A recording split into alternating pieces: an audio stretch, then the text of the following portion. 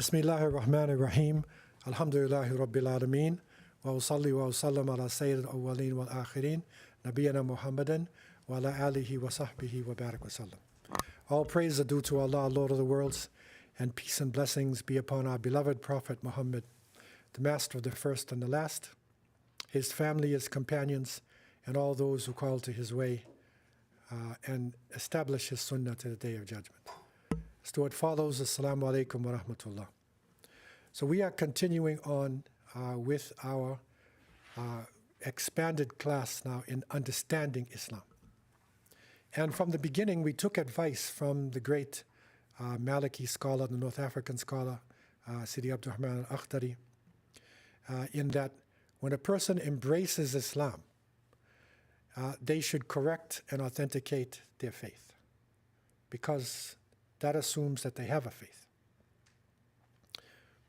Then he said that they should try to learn, what is what they need to learn, their requirements in their rituals, how to pray, how to fast. You need to learn that as much as possible. But thirdly, he said, you need to stay within the limits. You need to, and he used the broad term, the limits. Stay within the limits of Islam. Okay, so this is what he's saying to a new Muslim. You have to do this. So we have reached the third section of the limits. What are the limits, and how can we, in a general way, stay within the limits? And some would interpret the limits as being halal and haram. So what is permissible and what is not permissible? What is the spirit of implementing Islamic lifestyle? So this is what we're talking about. And the intention of this course really is to provide information on a basic level for those who have recently embraced Islam, and also those who want to revive their faith, even those interested in Islam. So it is intended to be basic and to be broad. And there are some people in our class and some people online who are already Muslims, and they have been taught in a certain way. And so this class is not set up to go into the fine details of Islamic jurisprudence. In other words, you'll get sometimes difference of opinion and, whatever. This is called fiqh. So this understanding or fiqh can get very deep. The intention here is to set a foundation. So a person can generally know where they stay in terms of the limits of Islam. So we understood that to go into this subject, we need to understand the principles surrounding Islamic lifestyle, Islamic jurisprudence. There are certain principles. And we discussed in a very light way some of these principles. And so by understanding these principles, you sort of have the spirit of how you live as a Muslim. So for instance, you wake up in the morning and you put on your clothes, you eat your food, you deal with your house, you go to school, you go to work. You want to have recreation on the weekend. You want to entertain yourself. You want to play sports. You have to eat food. All these different activities are part of life. So how do you stay within the Islamic limits when you're going through your life? Okay, so this is the intention of the class. And inshallah, this class can extend for a long period of time. It's not intended to go into the details, so it wouldn't become too boring for people who are just entered Islam. But we will discuss certain points and allow certain questions, burning questions, as long as it doesn't get too hair-splitting and too deep. So amongst these principles, we learned that the basis of all things, أصل الأشياء الإباحة. أصل الأشياء الإباحة. that the essence of all things is permissibility. In other words, whenever you're dealing with any issue, you want to wear clothes, you want to eat food, you want to get a job, you want to entertain, the basis that Allah has made in this world is that everything is permissible. And Allah has made this beautiful environment in order for us to enjoy things. Okay? Now, that's a positive thing. But within the permissibility that we have, there's some things that we shouldn't do. You see? So you're starting with a positive, and then there's some negatives, obstacles, and you stay away from those things. In some parts of the world, maybe because of society has gone so far away from, the laws of Allah, people are so off and strange these days. It may seem like everything is wrong, right? You go into a store and there's so many things that you can't eat. There's so many things you can't do. It's like everything is wrong and there's only a few things that are permissible. But that's not how life really is. And if we go into nature, Allah's world, you will see permissibility. It is human beings who will change things around according to their whims and according to their understandings. So the basic principle in dealing with halal and haram, what is permissible and what is prohibited, is permissibility. And secondly, to make lawful and to prohibit is the right of Allah alone. So the one who makes something halal or makes it haram, that's the creator. And Allah Azza wa Jal chose Prophet Muhammad Sallallahu Alaihi Wasallam as a messenger to deliver his message. And in delivering the message, the Prophet, peace be upon him, also made certain legislations. So it's Allah and his messenger as the basis. Okay? The third point we looked at is that prohibiting halal and permitting haram is similar to committing shirk. Okay, we didn't go into the details of this particular point, but it is an important point. It's so serious that if somebody's going to make something haram and decide that they will do that, then this is like shirk. It's like polytheism. And you will see, you will run into different Muslim groups. Once you understand the principles of halal and haram, and you know your limits, you'll see how certain groups deviated. Certain people in the name of Islam, they deviated and they changed things and made things permissible that are not. And you see, for instance, like in this part of the world, in North America, and many parts of the Western world, there was a group very popular in the 60s, 70s, 80s, still around, called the Nation of Islam. And they had a person named Elijah Muhammad who claimed he was the messenger of Allah. And he claimed that Allah was a man. So, I mean, right away, he's changing everything, right? So he decided what you eat and what you don't eat. And he had a book that is called How to Eat to Live. In other words, he said, most people are eating food to enjoy and just for greed. You should eat to live. And so he had his followers, they would only eat one meal per day. They drank liquids and whatever, but they only had one solid meal per day. And they only ate certain foods.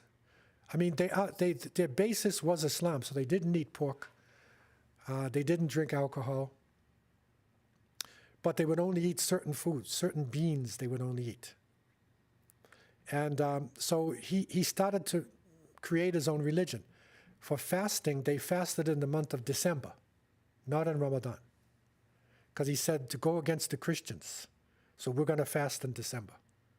So he made something that's like shirk. Because the month of Ramadan is something which is decided by the Creator. You see? So once you know your limits, you could see where that person has deviated. Okay? The fourth point is the prohibition of things. This is again is the spirit of halal and haram. that the prohibition of things is due to their impurity and their harmfulness. So you can go through all of the things which are haram, and you can see logically, to a certain extent, why it's haram. Now, maybe because of society, we don't do it, but you can see it. Like we took the example of eating pork, right? And there's so many reasons why eating pork is dangerous for the body. Drinking alcohol, when you become intoxicated, right? So intoxicated, the word toxic is poison, right? So you're literally poisoning yourself by drinking alcohol. Okay, so you can see why logically it would be made prohibited because of the harm that it does to the body, and you see the impurity. Number 5 in the points that we took is that what is halal is sufficient, while what is haram is superfluous. Haram, the halal really, Allah has made so many things in this world that it is sufficient for a human being. 6, whatever is conducive to haram is itself haram. So in other words, if something leads you to haram, then that in itself becomes haram. And we showed the example of fornication and adultery. And the Quran is saying, وَلَا تَقْرَبُوا الزِّنَا. Do not come close to zina, fornication and adultery. Don't come close to it. So anything that would actually lead you to it, then within the spirit of halal and haram, that also itself is now become haram. Okay? Then we learned that falsely representing the haram is as halal is prohibited. Okay, so this is something which is also, a crime for us when you falsely represent this. And we also learned that good intentions, that if you have good intentions, it does not make haram acceptable. Now, these are all principles that you need to make decisions. Somebody might come, you might run into something tonight. It's a new substance, it's a new situation. Okay, do you involve yourself or not? So this one goes back to a philosophical principle, which is saying the ends, some people say the ends justifies the means. So in other words, if you have a good intention, then it justifies whatever you got to do to get to the intention. Islam says no. That that your means also has to be acceptable. You can't rob a bank to pay zakat or to do sadaqah. Okay? You can't have that intention. We also learned that doubtful things are to be avoided. So a general principle is, as the Prophet, peace be upon him, said, leave what is doubtful for that which has no doubt. So that's one of our general principles. And 10, we learned that haram is prohibited to everyone. So in other words, if you've been given alcohol as a gift, a Christmas gift on your job, then you say, well, I can't drink it, but I'll give it to Joe because he can drink it. That's wrong, man. Like you can't have a shop and be selling alcohol. And this happened. Muslims had shops and they have gambling and they have alcohol, and you say, like, brother, why are you doing this? He said, because they're non-Muslims. That's the position that the chosen race, that Beni Israel, they fell into this thing, seeing themselves as a master race, right? And they could, do interest on non-Jewish people, right, within their law, okay? But they couldn't use interest with each other. That's a wrong concept, and it's not the original teachings of Musa alayhi salam. Muslims were not supposed to do that. So things that are haram, we also need to respect other people too, even though they're not Muslims. And the 11th principle that we looked at in other sessions before is that necessity dictates exceptions. In other words, darura, if you are in an emergency situation, you're starving to death, and there's nothing to eat but barbecued ribs. You know, pork, barbecued ribs. Okay? You can eat it, even though it's not permissible to eat pork, but you can eat it to sustain life. This is called darura. And in your arguments or in our discussions, you'll see this point is very important principle. See, these are the points that Islamic scholars study in universities. Okay, to go into and to understand in fine details. We're looking at these in general as we go along. Okay, so we want to continue on now. And as we have promised to our students, we're going to go on to one of the areas. It's a big area. Again, I had to really fine-tune this to summarize a lot. Okay, to take it down to some basics. We want to deal with food and drink. What is halal and haram in eating and drinking? Okay, just to lay down some basic principles for those who have recently embraced this now. Now, generally looking at food and drink, and you know, we're human beings, you have to eat and you have to drink in order to survive. Okay? And from ancient times, people have differed as to what they should eat and what they should drink. Sometimes it has to do with, you know, where you live. Some people live by the ocean. Some people live in the desert. So there's sort of lifestyles. That has an impact, but also people's belief system. Now, when it comes to the food and looking at, for instance, vegetables, you could say that people in most religions are just about unanimous, that vegetables are permissible to eat. Okay, and there's generally not a lot of disagreement in terms of vegetables, you know, and Allah said in Surah Al-Baqarah, Ya ayyuhan nas, it says, O mankind, eat of what is permissible and good on earth, and do not follow the footsteps of the shaitan. Truly he is an open enemy or adversary to you. Okay? Kulu mimma fil ardi halalan tayyiba. So the Quran is saying, eat what is halal and tayyib. So there's two things. Okay, the one that we're looking at is what is permissible. So eat what is permissible and what is wholesome and good. Okay, this is in dealing with this. So now, the Islamic position basically on vegetables is that we eat vegetable foods unless the vegetable can intoxicate, or it turns into a form that intoxicates, like we eat grapes, dates, barley, but when they sit for a period of time and it goes into a state where it becomes alcohol, okay, if it goes further, it could become vinegar. Vinegar is okay. But when it's alcohol, we don't take that in. Even though it's vegetables, it has gone into a position of being prohibited. Okay? And also, if the vegetable itself, you know, harms your body, you don't take it.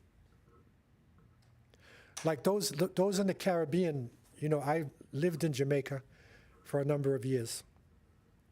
And the Jamaicans has as their national dish, you may have heard it because you're here in Toronto, called ackee and saltfish. Okay, everybody heard about that before? Ackee and saltfish. Now, you look at the ackee, it's a red bulb, like, and then it opens up, and inside is yellow fruit with a black seed. Okay? Now, unless that bulb opens up, it's poisonous.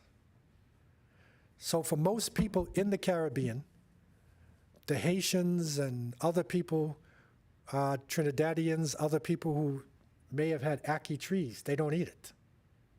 But once it opens, okay, the yellow plant inside, it's not poisonous. It's no longer poisonous.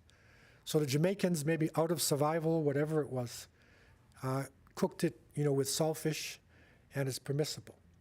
So the poisonous part of it, would be something haram, and when it opens, it becomes halal. Okay, so this is how plants can actually hurt you. So this is our basic position on vegetables. Now, I'm gonna stop at certain points to see if there's any questions anybody has on anything. Floor is open for any questions anybody has so far on anything that we've discussed. Yeah. When you were with the 11th point that you were mentioning, Yeah. like the necessities are dictated by exceptions. Right. You mentioned like you can eat haram like when you're on the brink of death, right? Starvation on the brink of death. Is it just on the brink of death, or are there other? Is there like a guide that we can follow where this kind of situation dictates we can eat? Yeah. Or is it just Yeah, because the question is dealing with the principle of necessity dictates exceptions. So, for instance, the person is at the brink of death, and then they could eat, pork or something like that in order to survive. The scholars will say it's not just the brink of death. It is if harm is coming to your body, if serious harm. So it may not be death, but it's got to be serious. You hold on as much as possible, but it's not necessarily just death. Okay, and this is where the discussion comes in about darura. Is it really a necessity or not? And you're going to see this principle being used all the way through in all of our discussions. You're going to see that, is this permissible? Is it really a necessity or is it really not? Is it really a necessity in Canada? You'll see later on, to buy a house with a mortgage. Do you have to have a house with a mortgage? So there's different opinions people say. Well, people say, well, I have to have a house with a mortgage because everybody else, I don't want to pay rent. Okay, but having a house with a mortgage involved with interest, and we're all in this system, but if you're involved with interest, it is considered to be a major sin. So, and somebody came to me and they said, is it permissible? And I said, I can't make something permissible that Allah has made haram. I can't do that. There's muftis, other people who are making decisions, they will take the weight.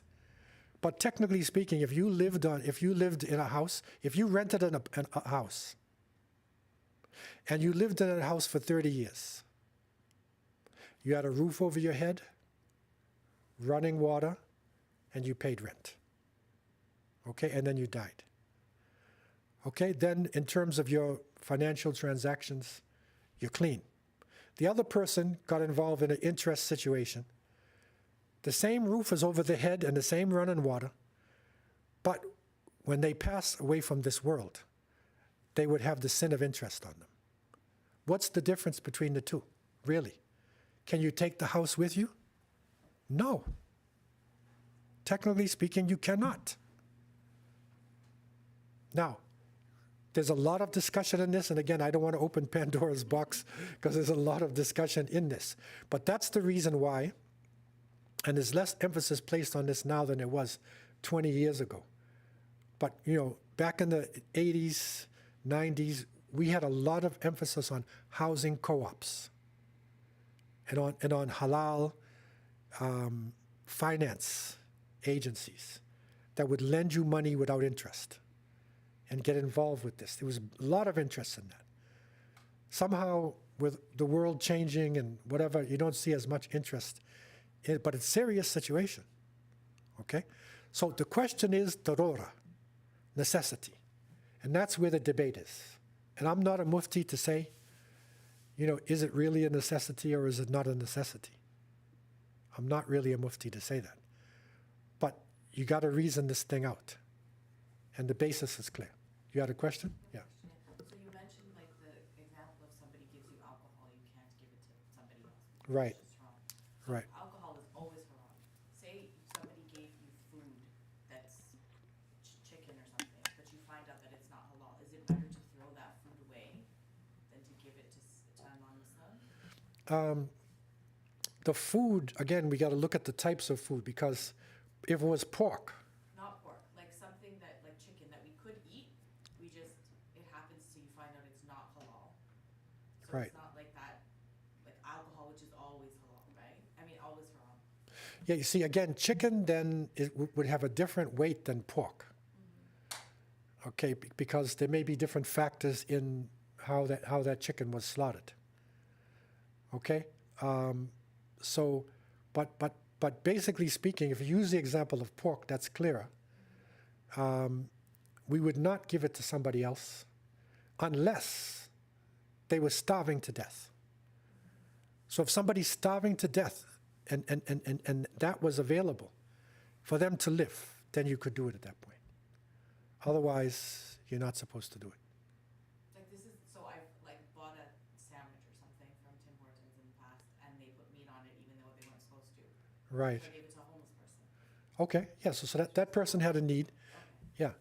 I mean, if it was a pork sandwich, though, it's better to throw it in the garbage. But something like that, whatever, yeah.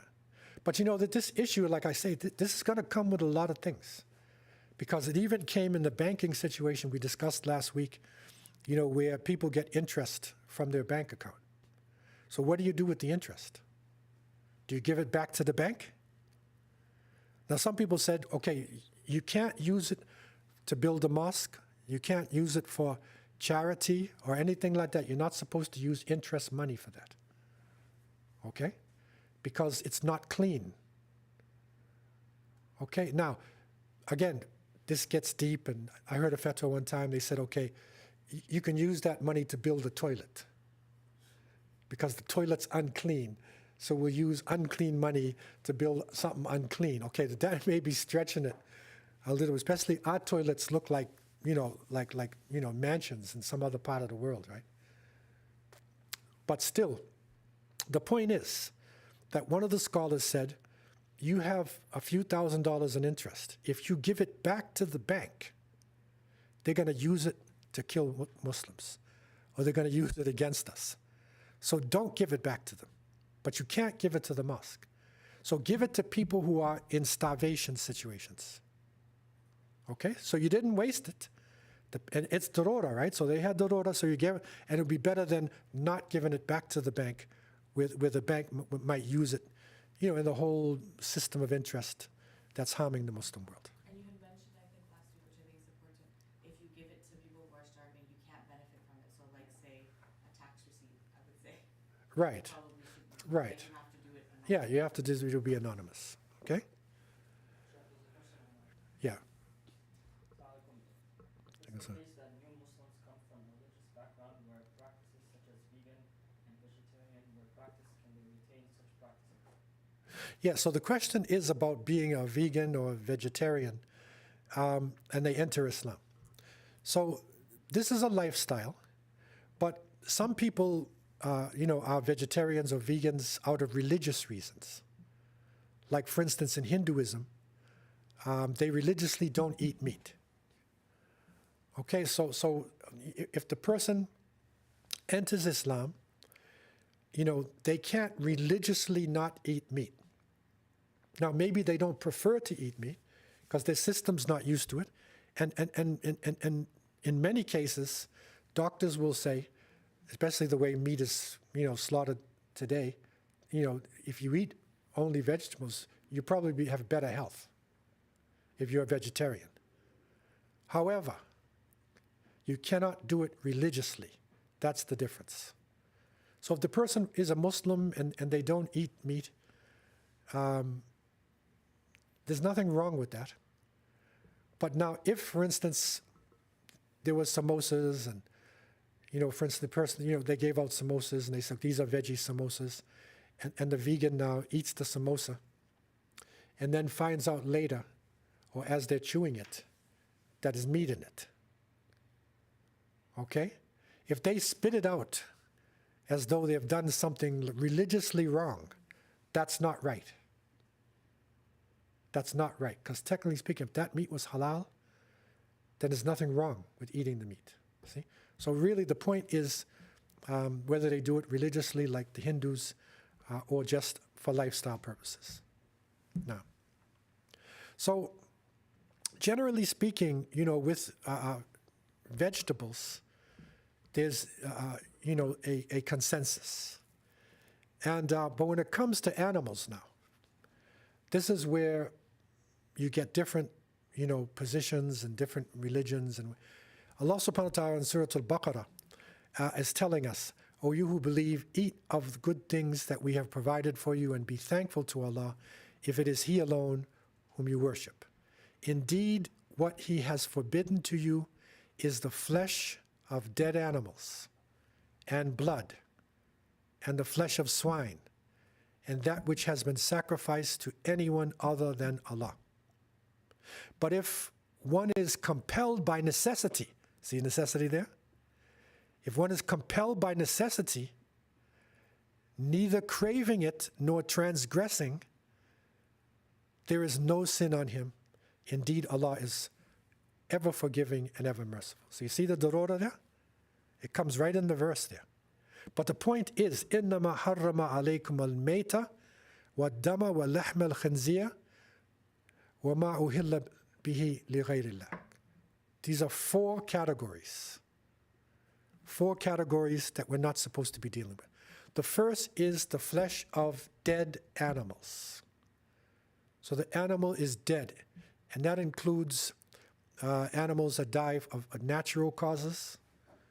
So he goes through the woods and he sees this bird, and the bird is dead. Okay, you're not supposed to deal with that. And there's other things, strangulation and falling. I'm going to deal with some of those details too. But those are all dead. The thing is dead. So we don't eat that. Okay? That doesn't mean that, it was sacrificed and then died, but it's already dead before you got to it. Okay? The second point is blood. And that is spilled blood or flowing blood is prohibited for consumption. Somebody might, in most cultures, what are you going to do with blood? But in some places, I know in Barbados and some other places, they have this blood pudding. It's like a delicacy. And in some parts of the world, in Asia too, they have blood puddings and things, where they actually culture the blood and they eat the blood. So Muslims we don't deal with blood at all.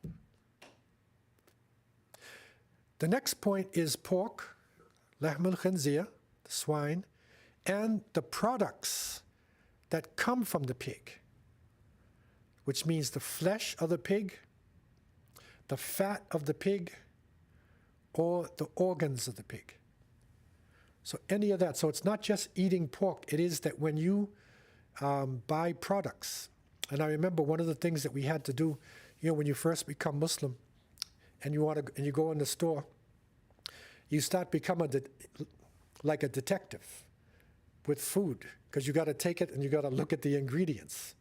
And many people didn't read ingredients, but you have to read the ingredients to make sure that it doesn't have, pig inside of it, swine inside of it, or the fat or the oil coming from that. Right? So it's not just the meat itself. It's the organs and it's the other parts. Okay? And the fourth is animals that were slaughtered for other than Allah. And some people will slaughter their animals in the name of their idols, in the name of their gods, whatever. If they did that, we can't eat that. Even if it's a chicken or lamb or something that normally we eat. You cannot do that. Okay? So these are the four basic categories. Now, with the first one, before I open up the floor, the first one is dead. I mean, this can get very detailed, right? But just to give you an idea, some of the categories of what we consider to be dead animals is an animal that is strangled to death. So the animal has been strangled, like the rope has been suffocated, to death. Then in that case, we don't eat it. Or if the animal is clubbed, beaten to death, okay, then we don't eat that. Also, if the animal fell from a cliff, from a high place, right? We don't eat that. Or if the animal is gored, stabbed, whether it's the horn of another animal or something like that, it is gored and stabbed and then it dies and then it is dead, then this is all considered to be the flesh of dead animals. So these are some general categories in terms of animals that we don't eat, the different areas. So again, everything is permissible, but here you have now, the haram coming in from the main legislator, Allah subhanahu wa ta'ala, the main legislator. So I want to open the floor. Are there any questions so far on these categories? Floor is open for any general questions. So with the blood, like some people will eat their steak and stuff rare. Uh-huh. So sometimes as you're eating, you'll see like red. Is that not permissible? Basically speaking, with the halal meat, and we're going to see in terms of how you make it halal, the blood is supposed to be drained out, the basic blood. Now, in the meat itself, even though you've drained out the basic blood that's in the arteries, right? But within the flesh itself, there is some residue of blood. So when the steak is cooked, there may be some, that redness there, the blood, that's okay. For it to be rare like that. We're talking about the blood that's, the liquid that's in the arteries. That has to be fully drained out of the body of the animal. Okay? I have two questions, one regarding dead animals and one regarding alcohol. Like alcohol is obviously it's haram in all aspects, but some people use it for cooking pasta, and they make the argument that that alcoholic is gone by the time it's served. So can someone eat a dish that's prepared with alcohol used as a catalyst for this? Okay, so this is a question now. Can you use alcohol, when you're cooking? And then they say that it goes. I mean, basically speaking from my understanding, and I'm not a mufti, we would not use alcohol like that because you're putting it onto the food. And now there's an argument in terms of forms of alcohol, because there are some forms of alcohol that go in a laboratory, and then it becomes, I forget the word for it now, but it takes out, because this comes in cologne too, right? So it's not regular alcohol like that has been taken to this state, turning into alcohol. It is a chemical in the laboratory. So is this permissible, or not? And there have been decisions made of trace amounts, that is there, and it is basically evaporated away, chemically. There it's okay. But cooking, in the food itself, no. In the Caribbean and many parts of the world, for Christmas, they have the Christmas pudding, and they have the Christmas cakes, and they put rum inside of it. So they'll cook it with rum. Okay, so it's not just regular, like drinking rum, but it's within, the cake, of the pie. Okay, but even though it's cooked into it, we wouldn't take that food as well, even though it's cooked in. Okay, and anything online that anybody had? Yes, there's a question here. Assalamualaikum. Are there any halal guides that can be provided that are up to date to stay cautious of products that have animal byproducts?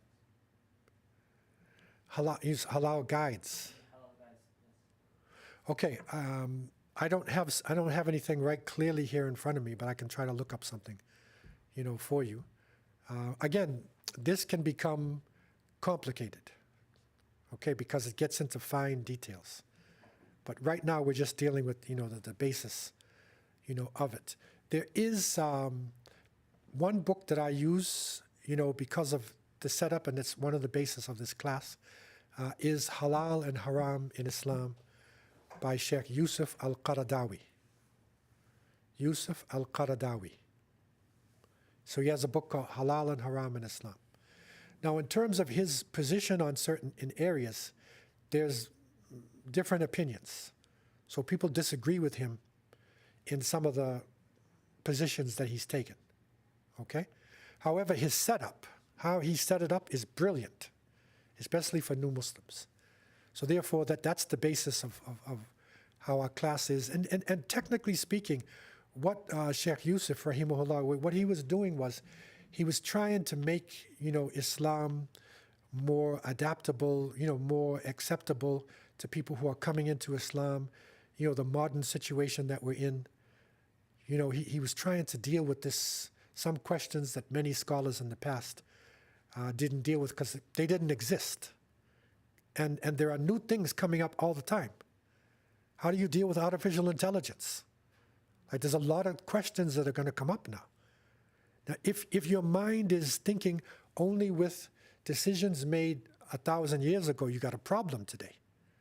Because there's a lot of things that we do that people didn't do in the past. So there has to be a type of ijtihad, which is like a religious decision, made by a scholar qualified to fit the times and the circumstances and the situation. Okay? Yeah. Can we eat meat that is kosher certified, or items that have the kosher certifications? Okay, so this is an area that we are about to go to, and that is the people of the book. We're about to do that, but just since you asked the question, the food of the people of the book is permissible to us. Okay, so I'll just deal with the kosher part now, because we're going to deal with the rest of it later. With the kosher food,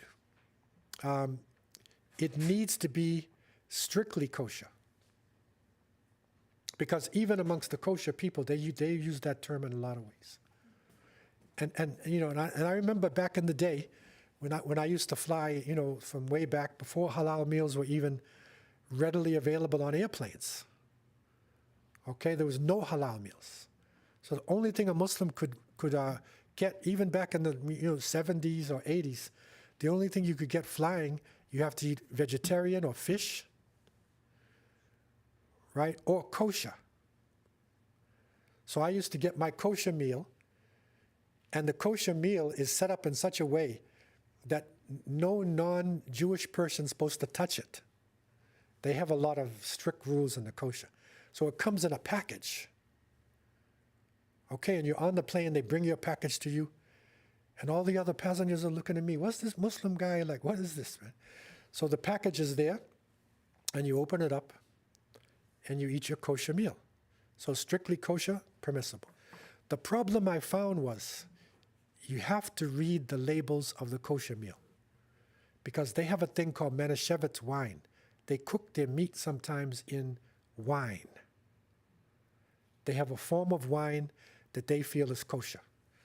So I had to literally, you have to look at the thing to make sure they didn't cook it in wine, right? Just by looking at like the ingredients? Yeah, in the ingredients. But it would say in the ingredients, cooked with wine. Okay, so today at least we have the option of halal, there is, fully available. But in the past, that was an issue. That was an issue. But generally speaking, it is permissible. Again, people have sentiments, the political situation in the world today and, whatever. But in terms of permissibility, it is permissible there. And a Christian, in case our time runs out, if the Christian, basically sacrifice cuts the throat. And Christians basically, as long as they're not beating it up and strangling it and things like that, because if they do these other things, then you can't even eat the Christian. The Jews use the knife, so we don't have to worry about that. But the Christian, when I went to Jamaica back in the 80s doing dawah, there was no halal food in Jamaica. Okay? Of course, Allah made the whole world halal, but in terms of meat, we didn't have it. So we would have to come together and slaughter an animal and then, give it out. But on my street was a Christian minister, and he had chickens, and I watched him, and he used to take the chickens and he would sacrifice them with a knife. And he wasn't cursing or anything like that.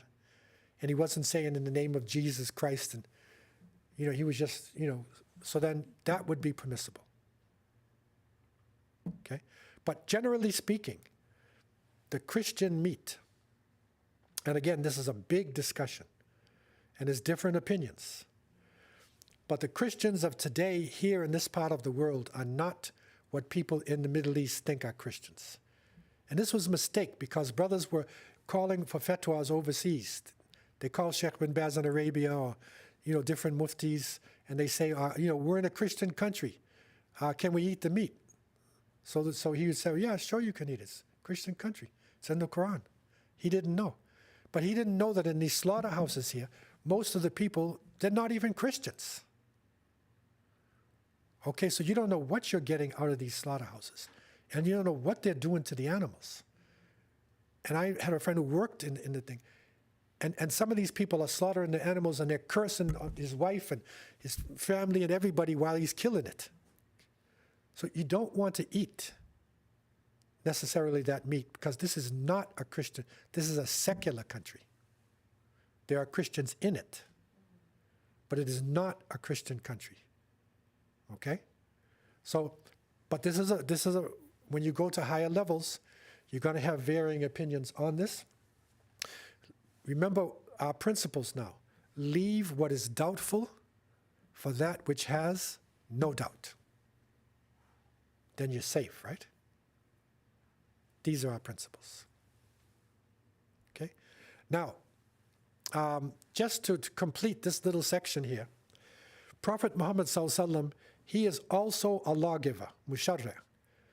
So as the Quran says that, speaking about the Prophet, this is in Surah Al-A'raf, verse 157, وَيُحِلُّ لَهُمُ الطَّيِّبَاتِ وَيُحَرِّمُ عَلَيْهِمُ الْخَبَائِثِ.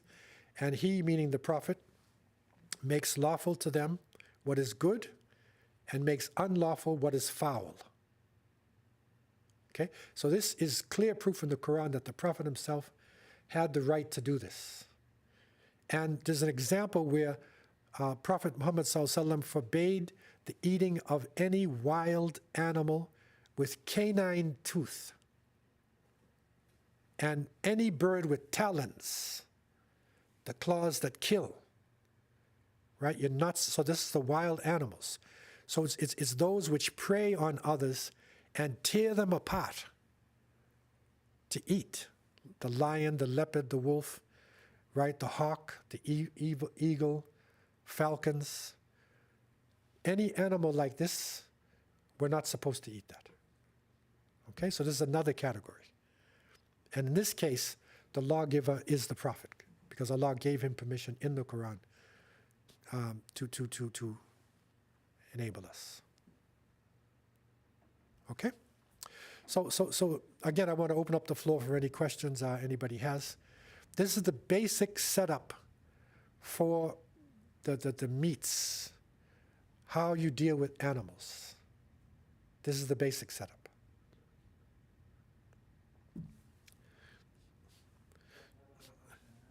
Okay. Go ahead. Do the same instructions apply for seafood, or is there a difference of opinion? Okay, so this is another area we're going to get to. Let me just deal with that right now. Okay. Now, what about animals in the sea? Fish. What do you deal with fish? Basically, for Muslims, marine animals, that is that which lives in the water and cannot survive outside it, they're all permissible. It doesn't matter, how they were obtained. If they're taken out of water dead or alive, you can eat it, in whole or in pieces. Okay, so these are marine animals, whether they're called sea dogs or sea hogs, whatever you want to call it. And in the Quran itself, Allah tells us in Surah An-Nahl, and it is He who has subjected the sea to you in order that you may eat fresh meat from it. Okay? And also in Surah Al-Ma'idah, the game of the sea is permitted to you, and so is its food, a provision for you and for the travelers in the sea. Right? So the game of the sea is permissible for you. Right? أُحِلُّ لَكُمْ صَيْدَ الْبَحْرِ وَطَعَامُهُ مَتَاعًا لَكُمْ وَلِلسَّيَّارَةِ. So that's clear permission given. Now, the Prophet, peace be upon him, on one occasion, he was approached by sailors, fishermen. And they said, "O Messenger of Allah, we are people who, we live at the sea. So can we make ablution with seawater?" It's a good question. Because that little bit of water you got there, and you're on the ocean, that's what you can't drink, seawater. If you're going to make wudu with all that water, by the time you get across the thing, you're finished. And he said, his answer was, "Fil baha huwa tahur ma'uhu al-hillu maytatuhu." This is a famous hadith.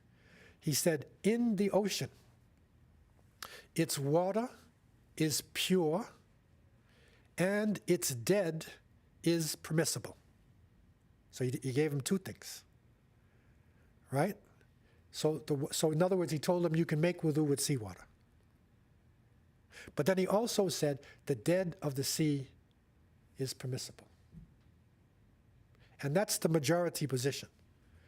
Now, there is the case within the Hanafi school of thought where they made a type of analogy that if there's something which is not permitted on land, then it shouldn't be permitted in the ocean too.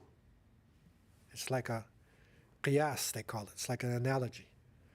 So if you have animals that kill with their teeth in the ocean, okay, then just like the ones that kill with the teeth on the land, then we shouldn't eat that as well. Also, if there are scavengers, the pig is a scavenger.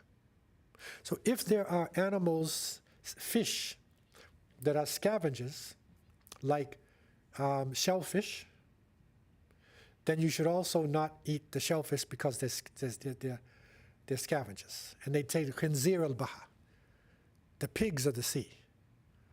Or they say the dolphin is like kalb al-baha. It's the dog of the sea. And we don't eat dogs. Okay, so that's their position.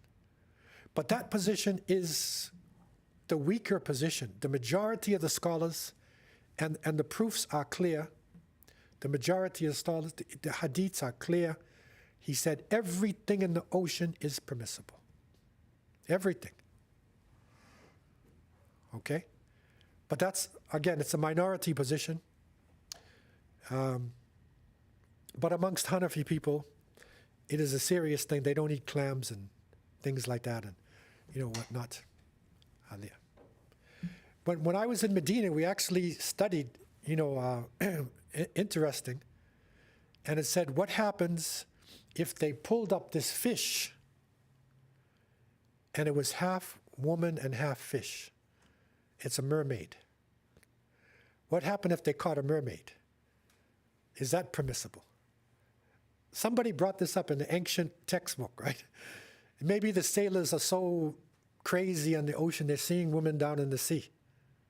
So they see the fish. The head of some fish looks sort of like a human. They think that it's a woman. So they call it a mermaid.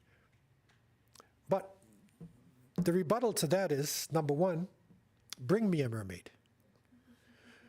Right, so you got to bring a mermaid first to see whether is it permissible or not permissible. Bring a mermaid. But technically speaking, the Prophet ﷺ said everything in the ocean is permissible. Okay, because nobody has actually brought a mermaid. That's how ridiculous the argument can get, right? The point is, everything in the ocean is permissible. Okay? Floor is open for any questions. Yeah. Which is very bewildered by the last part. Yeah. So, if we're actually considered, like, I guess my first question is, like, is Islam actually acknowledging the existence of mermaids? And the second would be, if everything is permissible from the ocean, and we're actually acknowledging that it's half human, is Islam acknowledging that we can cannibalize? Yeah, I mean, they say that it reached a point in Baghdad that they had thousands of scholars. And they covered every single issue that's going to cover your whole life, right? Everything, man. Because their life was limited at that time But every little thing, the scholars were looking for things to do like decisions on, right? And so they started coming up with wild type of arguments. And some of the sailors would say, like, we saw mermaids, what do we do?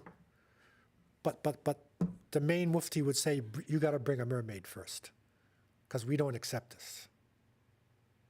We don't accept this, man. You have to bring one. So for this for like marine animals, if a Hanafi were to see this and say like, and it's the majority opinion, Yeah. so they go ahead and eat whatever, like crawfish and stuff. Like Yeah. Are they in the wrong? Why would they be wrong? If their like school of thought is But why would they be wrong? If the Prophet said all the fish are permissible. Now, if you don't like to do it, and all the Hanafis, they're not saying it's necessarily haram like pork, right? yeah. They're not that extreme in it. If you don't like it because of that analogy made by scholars and you respect them, that's fine. Okay? But if you were eating, a nice chowder, and you were told that it had codfish, in this soup, and then suddenly, you found a shrimp in your mouth, and you're a Hanafi and it's going down your throat. Are you eating a piece of pork? No, man. Because the majority of scholars would allow you to eat it anyway. So this is the point that I'm making. And again, I'm saying this to new Muslims, because this is what this class is about. And, you will sleep at night. A lot of these arguments that you'll see online are about hair-splitting points. They're about, points which, we really don't have to argue about. But sometimes people don't have things to do, and so they start making things up. Online, any questions? Floor is open. It seems like a tactic of shaitan to just busy people with things that are not important. Right, that's what you could say. It is. It's like the waswisu, right? It's like the whispering, that comes from the jinn and from, shaitan, putting doubt in people. Because doubt is a very serious thing. And it can come on people and really it will destroy your life if you're living on doubt. So the scholars say, build your understanding on yaqeen, on what is your reality. So if you had wudu and you're not sure, did I break my wudu or not break my wudu, your yaqeen is that you had wudu. You had ablution. So build on yaqeen. Right? Don't let the doubt overcome you or be your guide.